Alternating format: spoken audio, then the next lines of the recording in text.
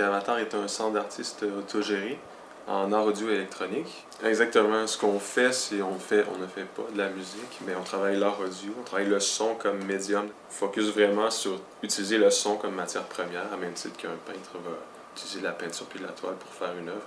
Nous, on utilise le son. Que ce soit dans des installations ou simplement dans des pistes audio ou dans des performances. De la manière que ça fonctionne, quand un artiste veut venir ici, soit il nous envoie son dossier d'artiste, soit c'est nous qui le sélectionnons. Puis on l'insère dans notre programmation qui est basée sur 3 ans. Et on les accueille, on peut les accueillir de A à Z avec leur projet en trouvant du financement. Sinon, simplement en leur fournissant un endroit où travailler. Un artiste peut venir en résidence ici quelques jours, une semaine, quelques semaines, quelques mois. Normalement, ça va jusqu'à 3 mois.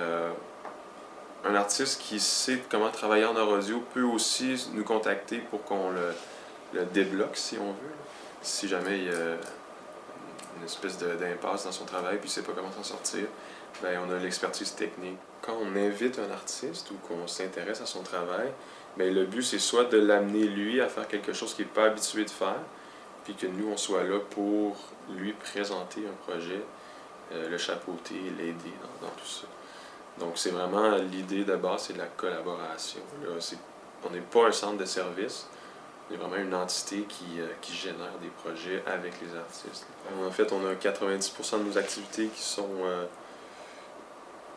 dédiées au travail des artistes, donc qui sont subventionnées. Puis on a, je dirais, un 10% qui est de l'autofinancement, soit en donnant des ateliers qui sont payants, des ateliers de formation, ou soit en participant à des projets avec les musées ou certains metteurs en scène, je dirais, qui ont des besoins plus spécifiques.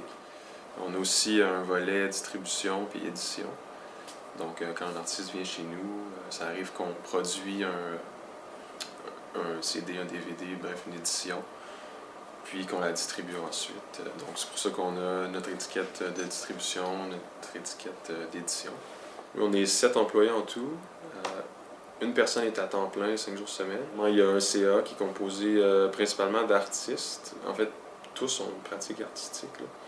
Puis ce sont eux aussi qui forment le comité artistique, donc qui vont choisir la programmation.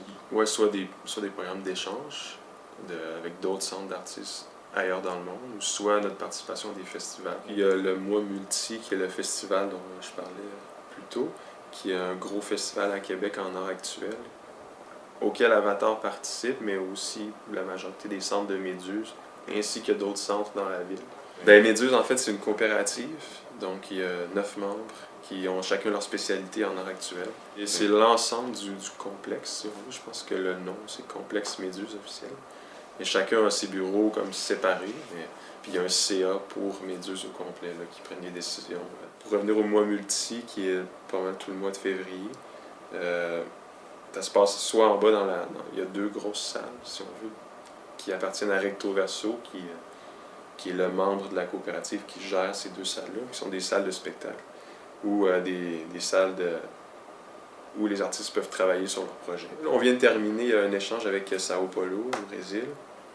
Donc on recevait une artiste ici à Avatar, mais aussi d'autres centres de Méduse recevaient des artistes brésiliens. Puis nous, on envoyait des gens d'Avatar au Brésil, etc. Donc, c'est le genre d'échange qu'on fait. Donc prochainement la Bretagne. Je sais pas, là, ça va être possible, c'est possible.